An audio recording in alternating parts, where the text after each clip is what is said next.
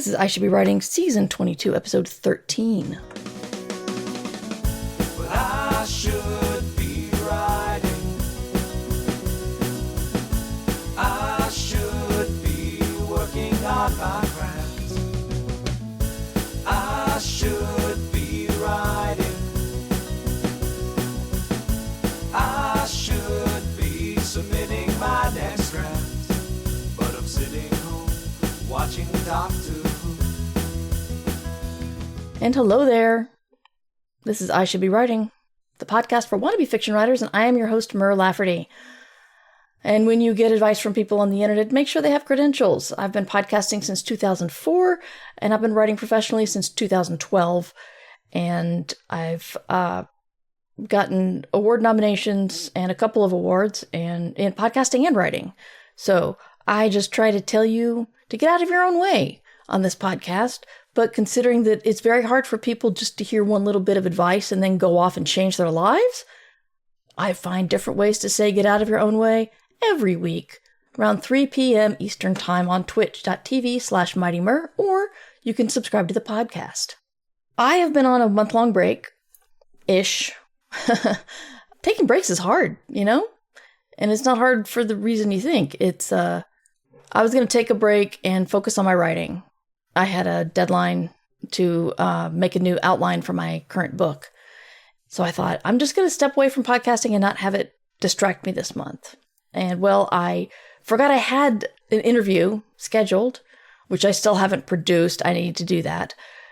We also tried to adopt a dog in that time, and she got pneumonia. And after a week of trying to take care of her, we had to say goodbye. And that was highly distracting and upsetting. If you've been following me for any length of time, you know that's the second dog we've lost this year. And then we were busy moving my kid to Maine, which I'm in North Carolina, so that's far. So no, I didn't take the month off to write as much as I wanted to. But I am back. I'm back podcasting. I'm back writing. I'm back home for quite some time. Be here talking about writing and stuff with you guys. Also in that time, I can't remember. Oh, I think I mentioned one of these things, but not the other. Escape Pod, the science fiction magazine I co-edit with Valerie Valdez in chat. We got nominated for the Hugo Award or we're a finalist. Got to say those words right. We're a finalist for the best semi-prozine in the Hugos. And we were also nominated best, anthology? Sci-fi? Yeah, I don't remember specifically, but we got nominated for the Ignite Award, which is given by the team that runs FIA, which is the Black-focused science fiction magazine, which unfortunately is closing its doors soon. They're still doing the Ignite Awards, and we were delighted and honored to be considered one of their top outstanding fiction podcasts. Thank you, Valerie. So, we are nominated for the Ignite Award and the Hugo Award this year. It's pretty exciting. So talking about my book, we've took my editor's notes and I went through, and Valerie, I don't know if I told you this, but you'll be so proud of me. I actually made a new outline using a spreadsheet because I wanted to note what happens in each chapter and what story beat it follows. And then I was able to say what needs to change. And then I'm like, I was starting to write it out, but I didn't have a lot of time left. And I'm like, I wonder if my editor minds getting a spreadsheet. So I sent it to her and I'm like, here it is. If you want me to actually write it out, it's going to have to happen tomorrow, but here it is. And she liked it. So I have my spreadsheet now. Yeah, I've got the spreadsheet of the new outline, and I'm pretty happy with the direction she wants me to take with the novel. So now that we've moved the kid to Maine, I can focus on that more. And so this morning I wrote a new interlude. What I've done is I had sort of a in the beginning kind of story about the pantheon of gods as the first thing you get to, and I am to break that up into sort of interludes throughout the book. I'm taking everything I wrote there and I'm turning it into individual stories about the gods. So that is what I've been working on. Also been trying to get my ideas and projects in a row, not in a row, but kind of organized and stuff. So for the next month and a couple of days, I'll be pushing my creative efforts into getting that book done and dusted and off to my editor. We have went through a lot of title talks yesterday, and I think we settled on something that everyone's happy with, but I've not been given the go-ahead to announce the title yet. But the minute I do, you guys know you'll be the first to hear. So this is exciting. One thing I did when I recently cleaned up all my archives is realize how many feedback shows I had in the early years of this podcast, early and middle years. So many feedback shows, and now not so much. And I've pontificated whether this is my lowering in my popularity, which is possible. It could also be that even those were the heydays of Twitter and Facebook, in my opinion. I wasn't using Discord, which, Twitter and Facebook has given us a direct line to people that we've never had before. Granted, if the stars are like K-pop stars or Justin Bieber or something, they're going to say hello and get like 1,700 likes for that. And so they're not really going to be interacting with their fans, but people on the level of like podcasters, you could interact with them and talk to them a lot easier than ever before. And now I have the Discord, which gives my supporters community and a way to ask me questions and stuff. So it could be that why I don't have as much feedback.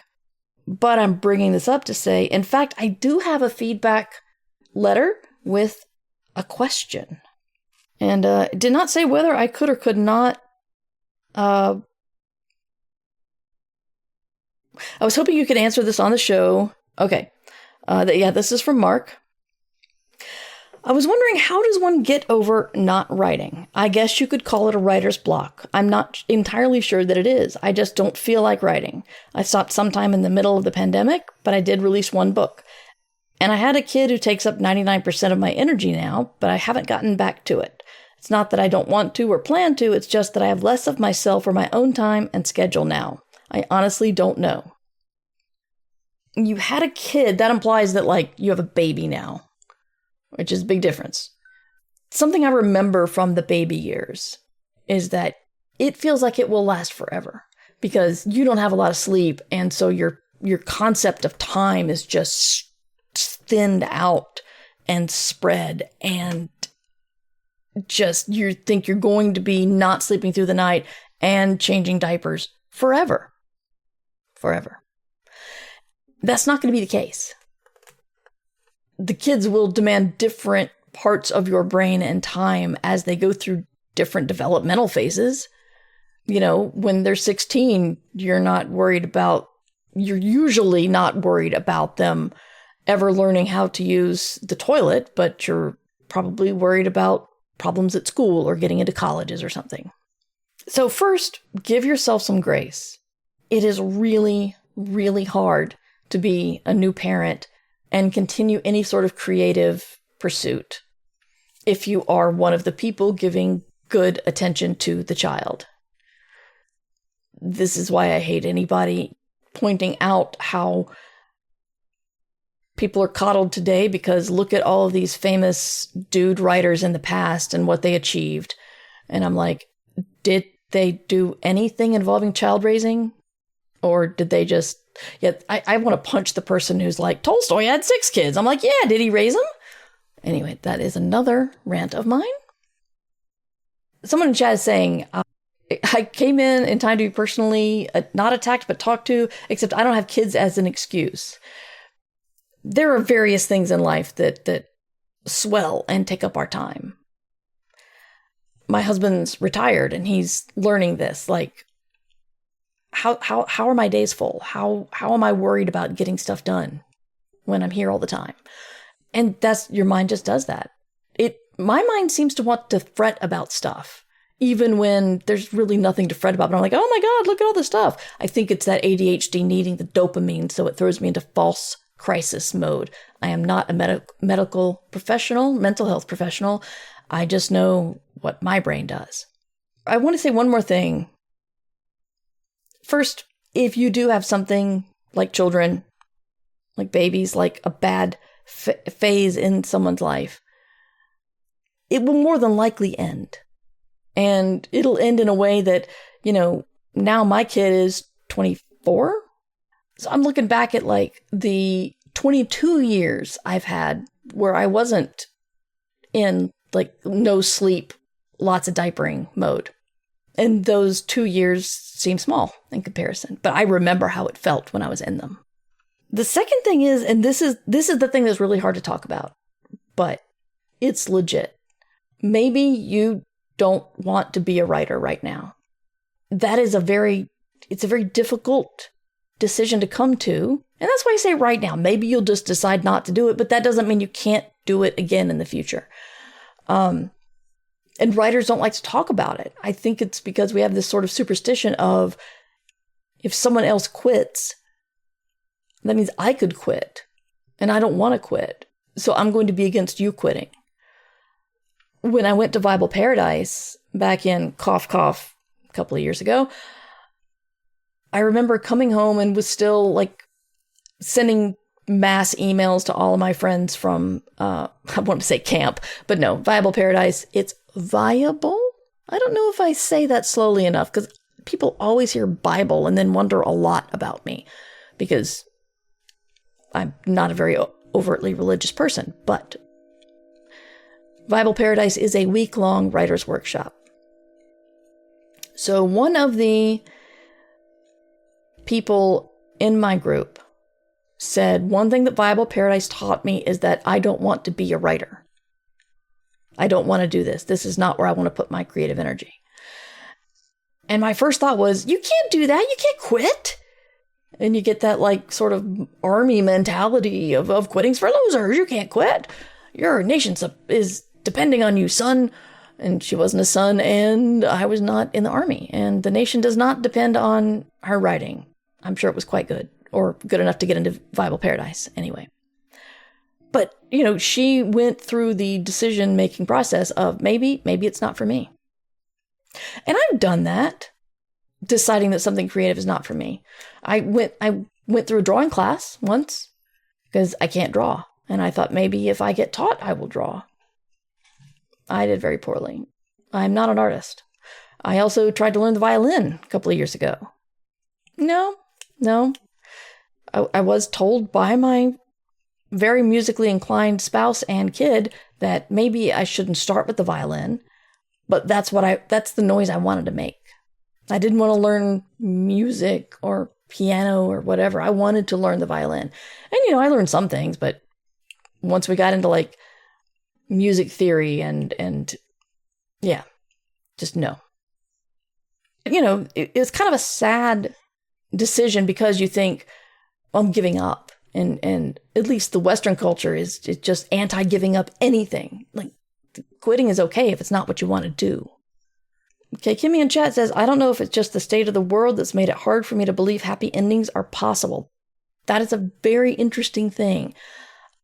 I think you need to reduce the amount of social media or news you expose yourself to and try to take in some content that's hopeful or fun or an escape.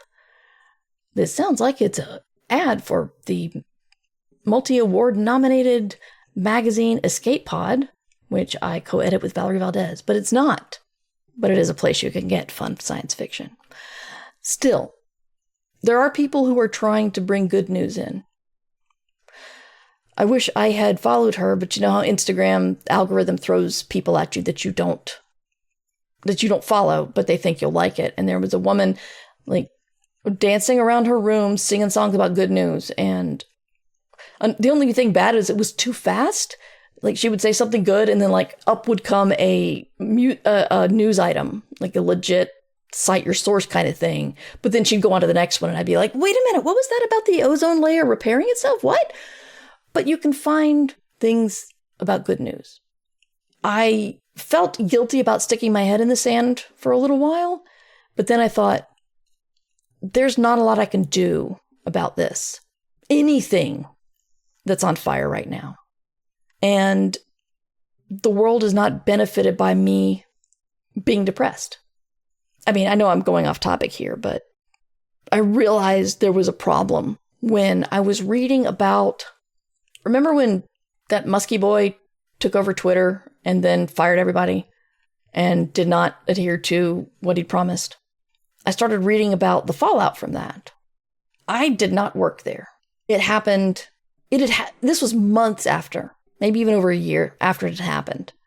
And my heart started to race in like anger, panic mode, anxiety, I don't know what. And I'm like, wait a minute, this is not a reasonable reaction to the news. So I had to separate myself. I am still, volunteering, spreading the word of local stuff where I can, giving money, supporting political candidates who may have the mentality to pull our tax from the swamps of sadness, which is where I feel we are right now. But it's not me. So I try to support people who can. I'm not completely ignoring everything that's happening, but I can't read about it all the time because it affects my mental health. It affects my work. I can't. Let me catch up. Underpope says there's a website called Fix the News that you can subscribe to for somewhat daily doses of good news. That's great, Underpope. Thank you. Okay, Kimmy says, I'm already avoiding the news most completely and playing way too many video games for way too long, so I don't think that's the solution I need at this point. That's fair. That's fair. And Lee keeps reminding myself, not my circus, not my monkeys. Yeah, that's really it. What I would do is the video games are good, but try to stretch out. Write fanfic. There's a ton of video game fanfic. A ton. If you want to think about video games and you want to be a writer, write fanfic. Go read some fanfic. Read Dragon Age fanfic. I'm pretty sure there's got to be Stardew Valley fanfic as well. Stardew Valley is what I'm playing to sort of calm myself down these days. So I've given you permission to quit. I've given you permission to give you grace if you can't write because of something temporary in your life. And no, we don't want children to be temporary, but the amount of mental and physical energy that they take changes as they grow up. If you think that writing is still something you want to do, don't look to other people as examples of what you should do to build your career. I remember complaining about, it was a friend, but it does sound kind of negative, so I won't say who, but being jealous of a friend's productivity several years ago. A friend of mine told me, is this person the primary caregiver to their kids? And I realized no. And, I had a school-age kid, but I was a work-from-home mom. And that was, that's always a part of your brain that is I have to be responsible for this thing. And so I had to allow myself to work at my own pace. So here is where I got the topic for the episode, which is dance like nobody's watching. People say dance like nobody's watching. I forget what the other parts of that saying is. It doesn't matter.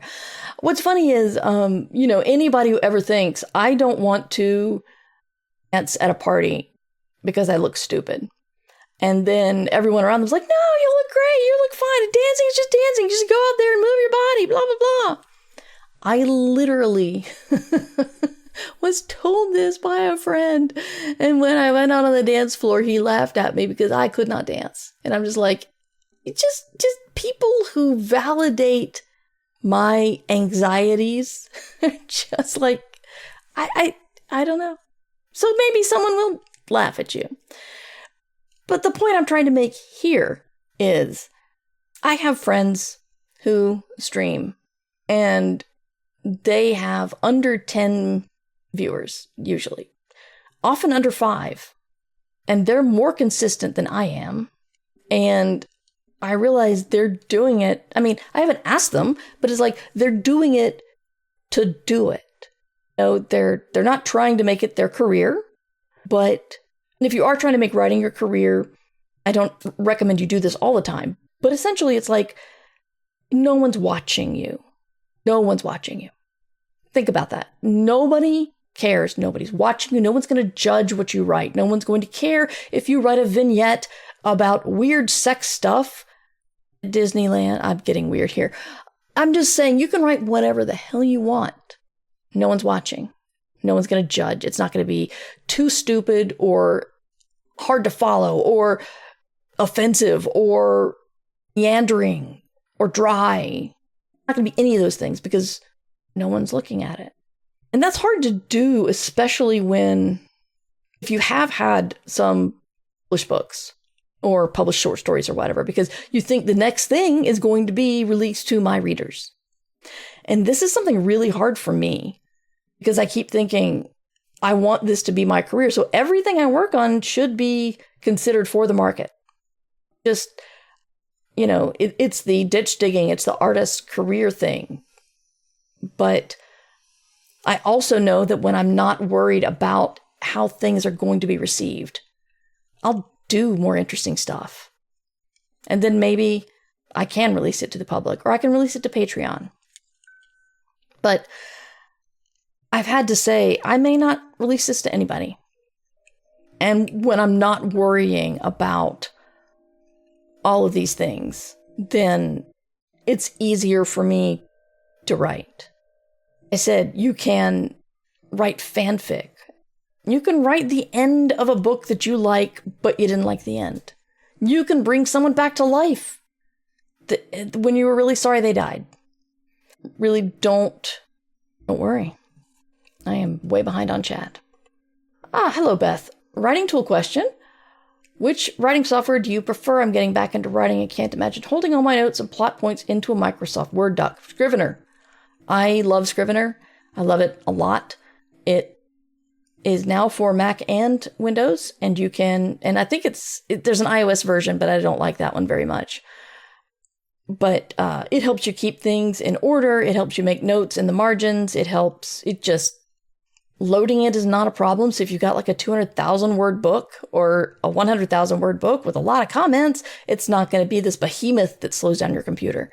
Scrivener is my tool of choice. Love it. I did have an idea for a tiny fanfic a few weeks ago that I actually wrote a few words on. That's great. Going way, way back, says Lee, during the weeks after 9/11, my sanity saver was watching Game Show Network because game shows from the 70s and 80s were very soothing. Indeed, they are. It's, we watched some Price is Right there was a coffee shop that was playing all the morning game shows. And I watched Drew Carey on The Price is Right. And I used to watch that a lot as a kid. And, it's just neat that the people who get on The Price is Right are exactly the same after decades. They're all the same. And also The Price is Right now has, eye candy for the women or gay men. So it's nice that they've got like a attractive female model, but they've also got an attractive male model. Appreciate that. Steve says, it's sing like no one is listening, love like you've never been hurt, dance like nobody's watching, and live like's heaven on earth. Okay, thank you, Steve. He says, Mary Oliver had a short poem that went, as long as you're dancing, you can break the rules. Sometimes breaking the rules is just extending the rules. Sometimes there are no rules. Yeah, pretty much. Okay, Kimmy says, I tried to write for myself some years back and it didn't work for me because since it wasn't for anyone else, there was no point to writing it down. But what got me writing most recently was thinking about the words themselves. Whatever works for you, that's the most important thing. Really, it's like, if it works, then great. And if you think whatever gets you writing is stupid, or you've never heard someone else use it, or it definitely doesn't sound professional, who cares? It works. When, if you ever get famous enough to be one of those, we're going to look into your routine and pick it apart and tell people that's how you became really famous. And it's like, then it'll be really amusing.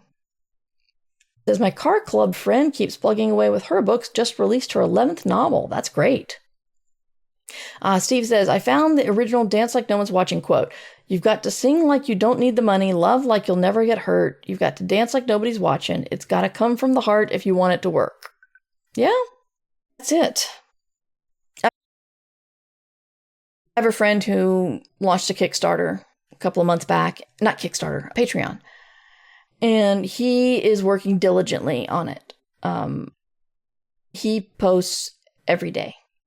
And he's a good writer, so it's entertaining stuff, and it's about all sorts of things he's interested in. It's not just about writing or what he's reading or whatever. He's noticing that Patreon people don't often reply, and I had to tell him, I'm like, almost no one replies to my stuff. And I brought this up in my notes, and I thought, immediately reminded me of someone way back in the early days of podcasting who decided to do the very sad about how well my podcast is doing, or rather isn't doing, and therefore I think I'm going to quit. He did that podcast, and of course he got what he wanted, and he admitted to me that's why he did it, which was everyone coming to him saying, no, you're great, please don't quit, blah, blah, blah. So I'm bringing this up, just talking plainly about it. I'm not complaining. I'm not hinting. I'm just saying this is what is happening. And my friend's realizing that people are not really engaging with his posts on Patreon. And this morning I posted a quip about slumps or writer's block, kind of saying, hey, how do you guys deal with this? And I got a lot of likes and no answers. And, there's the, am I using the right language to engage with my audience? Again, that kind of makes me feel like an SEO jerk, and posting stuff while not worrying about what people think about it. It's got to be my way of working. I know that there are some people, Gail Carriger does this, who look at their data. In fact, I think we have an episode way back about data wonking, I think, on Ditch Diggers, about how Gail looks at all of her numbers. But I can't do that. I'm already kind of wildly juggling my responsibilities, that going in and looking without judgment at my own movement online to see which things get how much attention, it's impossible. Let's just be honest. I'm not going to do it. And if I do it, it'll depress me. And if I try to think, oh, I could put that up on a quip. Oh, wait a minute. Does it follow X, Y, and Z with my SEO plans? Blah, blah, blah. I can't do that. Maybe if I could afford more time for my assistant, I could have him do it. But I don't have the time or the mental energy to look into that and see what I can put on the social media sites that will get traction. I just don't. And so I have to think, am I okay with how it is now? And how it is now is I'll put something up and I may get lots of likes, rarely get any actual engagement, but I know lots of people are also creating interesting things and not getting a lot of engagement. And I have to decide whether this is a thing I want to do, if I'm not going to accept it as something to help me build my supporter community. And I think it is. As someone said in chat, Patreon is definitely trying to make it more of a social media site, but the interface is still clunky. Yeah, it's not the best. But the cool thing about Patreon being kind of like Twitter was, is that everybody posting has a Patreon, so they are a creator of some kind. You're not just going to get racist Uncle Bob learning how to throw his garbage on social networking, unless your racist Uncle Bob has a Patreon, but I hope no one's going to follow him. But one thing they're doing with their quips, which is kind of their Twitter knockoff, is they are also doing the algorithm thing of showing you people you don't follow. So quips are a way to hopefully get new people paying attention to you. Ian says, I try to always at least heart posts I read, but comment maybe half the time. Yeah, I mean, I do it too. Firewriter, I don't really see Patreon as a social media. It's for receiving content, not interacting. Yeah, they're trying to make it more as social media. And since I miss Twitter, I kind of like quips. Kimmy says, I often feel guilty not commenting, but also awkwardly overthinking any replies I might make. Yep, been there. Especially if no one else is commenting, then you're the one person that commented. But that's cool. And not everyone has number access too, depending. Yes, Valerie, you may not always have data for your numbers, but you do, speaking specifically on Patreon, you do have access to how well your various posts performed. Yeah, Ian, there is the danger of some people finding it annoying that you're not getting content only from people you follow. But I think Patreon's trying to use it as a discoverability tool for creators, as well as a way you can communicate with your followers. So tired of social media showing me more stuff I don't follow than stuff I do. Yeah, that's one reason why I left Facebook. I left Facebook for so many reasons. Of course, I'm still not over not being able to see updates in my feeds chronologically. Yeah, that too. One thing that they talk about in Patreon for creators trying to connect with their audience and increase their support is tell people your why. Why are you doing this? Why do you create this? And while I have another podcast. It's called Ditch Diggers. It's about trying to make a living with your creative work. So I do want to, make a living with my work. But if that's not my why, that's not why I do it. I write to tell neat stories. And if people don't like it, then I've still told a neat story. And I got to remember that. I may flex to try something new and fail, but I tried something new and that's interesting. Remember my friend Grant Bachoco recommended to me a lot of nonfiction books about Jim Henson and his creative process. And going through the book and looking at all of his failed projects that never made it, it's heartening. It's like, as creators, we often feel like every single thing I make is a perfect baby. And even if it's not a perfect baby, it's my baby and I love it. And therefore, if you don't, then my life crumbles. That's not quite how you need to step back from that if you want to actually make a career and move forward with it. You want to step back from it just not to get your heart broken whenever you write something crappy. It's one thing my kid and I were doing before they moved, was try to go through all of the Garage's albums from the beginning. And, realizing that they had some amazing songs and they had some terrible songs. And whenever you create a bunch of stuff, that's what's going to happen. So if you're creating it just to create it, that's a better reason than create it so someone else will like it. If you're having problems, if that's not enough for you, then there can be you could do the Jonathan Colton thing of Thing a Week, or the Beatnik Turtles thing of the Song of the Day. How the hell they did that, I don't know. But think about why you want to write. Do you want to be a writer? When I first interviewed David Drake, I had to edit that down because that man's mind worked differently than the rest of ours. And he would have been the first person to tell you this. I'm not saying any shade on him. I think he saw writer as a job kind of strange. Like if you're trying to put on some sort of mantle that is something else than telling stories. I don't remember every word he said. A lot of times when somebody just shuts me down with their strange to me view of the world, all I can remember is being really uncomfortable and I can't remember the details. I remember just how I felt. And as they say, people aren't going to remember what you say, but they'll remember how you made them feel. And so I remember how David Drake made me feel the first time, I think the only time I ever interviewed him. And it was awkward and bad. And not bad on a, missing stare kind of way, but just in the way he looked at the world kind of had disdain for the way I saw the world. And, just as calling myself a writer. And so that was a little awkward for me. I might have saved the full episode for supporters. I can't remember. I might have to dive into those archives because I have so much time. So I think this all boils down to, why are you doing it? Why are you streaming if no one's watching?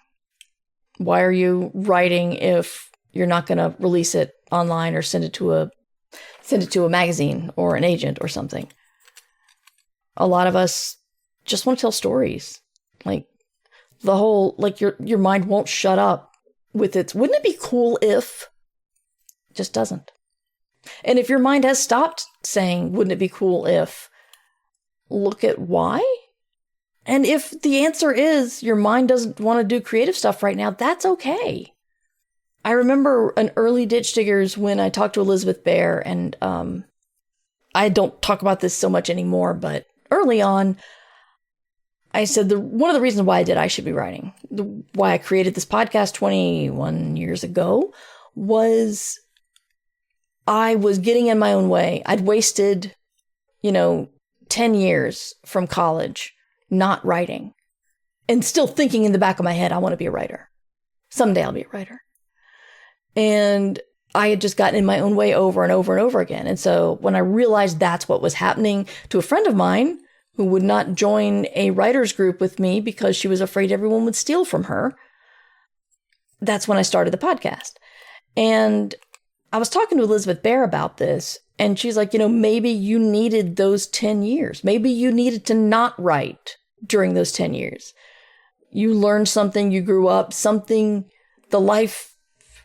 whatever sort of life experience you got during that time you weren't writing, maybe it's leading to your success now. So even if you take time off or you step back and it's a decision, maybe that'll just let your mind go fallow. And then when you come back to it, you'll enjoy it more. Ian says, sometimes I feel like creating for the sake of it, similar to how Prince left a vault of recordings we may never hear. Yeah.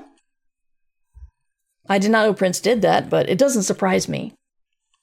I think I've said my piece. If anybody wants to chime in the chat, let me know now, or forever hold your peace. Upcoming things. As I said, I have that reading tonight. I am putting out more information via Patreon and about my schedule, and you can follow for free. You don't have to give me any money. That's pretty much where I'm putting my newsletter now. And I know some people don't want to do that with Patreon, but Substack likes Nazis and Ghost infuriated me. And Patreon does everything I want it to now. It has an exclusive podcast feed for the supporters. You can release the free episode to non-supporters, even though they can also get that through any podcatcher. But also, people can sign up for free, which means there's your newsletter. So, I'm going to be putting more calendars out with what I'm working on. I'm going to be starting that damn solo RPG stream next week. It's on the calendar, so it has to happen, right? Except I forgot I'm doing something into the evening on that night, so I need to change the date, but it'll happen. Hi, JD Lady. Work lurking, but just joined the Patreon. Thank you. No, thank you. I'm delighted. Thank you for checking it out. It's sorry, again, noises outside. Yay, new deck, but also people are working outside my house and it's like 100 degrees outside. So I'm going to be adding some interesting physical things to the Patreon. As soon as I can get my brain on, I'm kind of looking at this, all the things I could do, and it's overwhelming and I need to prioritize or schedule or something, but I've got plans and they're cool. But if you feel blocked or in a slump, ask yourself, is there something in my life that is temporary, even if it doesn't feel like it? But if it's temporary, can I just make it through this and then write? Or do I need to sequester myself with good news or content stories that make you happy, get your creativity going, something like that? Maybe it's time to take a break. It could be. And then just ask yourself why you want to do it. If you want to do it because you want to do it, then do it like no one's ever going to read it. See what happens. I believe in you. I believe in you because I have very low self-confidence. And I just have that feeling of if I can do it, anybody can. And some people may look at me and think that I have confidence. I mean, I can go on video or audio without letting the fact that I hate myself, the way I sound or the way I look, stop me. Or I don't have a problem getting in front of people. I don't know why. It's really weird because that's like one of the major phobias most people have, and I don't really have it. I get adrenaline, but I don't freak out, and I'm not afraid. But it's like I can do those things, but when it comes to people reading my stuff or realizing that many more people than I will ever know will listen to this podcast, it kind of freaks me out. And Valerie says, cosplaying as a confident person is not the same as being a confident person. But isn't it? Because what is confidence? Is it the way you feel, or is it the way you present yourself? And thank you for reminding me, Valerie, even though we disagree on this, I have been wanting to, again, I just want to make this and see if anybody pays attention, which they probably won't. But I want to do a confident writer's LARP book and talk about it on a video, not write the book, because I've got other things I have to write. But I keep thinking I just got to cosplay as a successful writer. I mean, yeah, if you're actually being afraid and trying to fake confidence, fear also has a lot of physiological reactions that you can't control, which is kind of hard. But I do think the difference is how you feel versus how you present yourself. So are you saying that confidence is how you present yourself, or how you feel? It's how you feel, right? Is that what you're saying? I've absolutely role-played a DM friend when having to lead a work meeting. Wow, that's awesome. Twitch glitched and you missed the question. Okay. I was basically asking, so you are saying that confidence is how you feel on the inside, not what you portray on the outside. That's what you're saying? Yeah, I think I'm gonna have to disagree with you just for my own mental health, because pretending to be a successful author gets me through some things that, I would talk myself out of regardless. You think it's both? Okay. We'll see. I gotta cosplay a professional writer tonight, which means Natanya Barron, who is very beautiful and is very good at makeup, so she can even make herself more beautiful, is gonna go with me. And while I don't want to compare myself with Natanya, there is a sense of Natanya's portraying herself in this specific professional way. And if I walk in I'm gonna feel weird. So we'll see. We'll see how it works. I'll let you know. Oh, Valerie has something else. I'm trying to formulate my thoughts better because I do think like that. My VP classmate, AJ Hackwith, talks about writer lies as the things you tell yourself to be able to get by as a writer. And I'm a confident professional is maybe one of those. Yeah, we pretend all the time. In the end, whether it is true or feels true or whatever, what matters is doing the thing. Yeah. And if pretending to be a real writer makes you do the thing, then guess what? You succeeded. And if pretending to be confident gets you through something, then keep doing it. Triffid says, it's like projecting the self-confidence of a mediocre white man in a job interview is very different from actually assuming the unthinking privileges of a mediocre white man. Yeah, that's a really good point, Triffid. Thank you. But anyway, if you would like to continue this discussion on the Discord for exclusive supporters of the podcast, you can join at patreon.com/mightymur. You can join for free and get my newsletter. You can join and support and get access to the Discord and the extensive archives, which have got to be up to about 1,000 right now. I hit 977 episodes and was kind of sad, but with this year doing Ditch Diggers and I Should Be Writing, I think we're going to tip that 1,000th episode thing. But yeah, you can also support on Twitch and still get access to the Discord.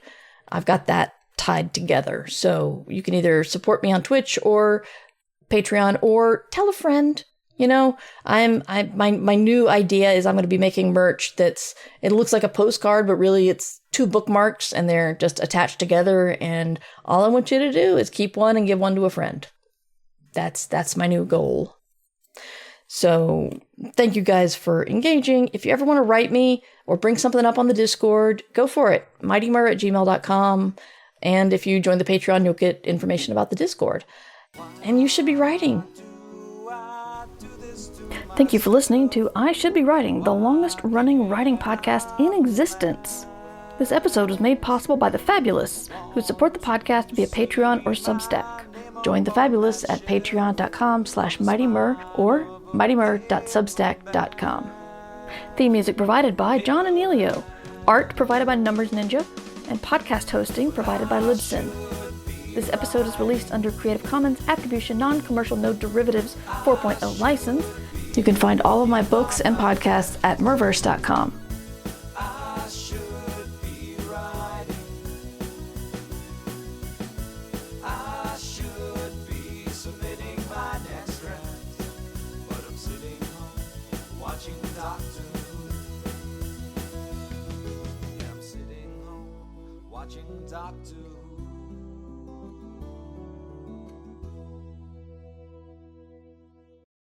And you should be writing. Unless you don't want to, unless you need to take a break. That's legit too. What you need to be is true to yourself and what you want. But that's a little bit less of a snappy end of podcast message. So I'm going to go with you should be writing. I'm going to stick with you should be writing. I don't know.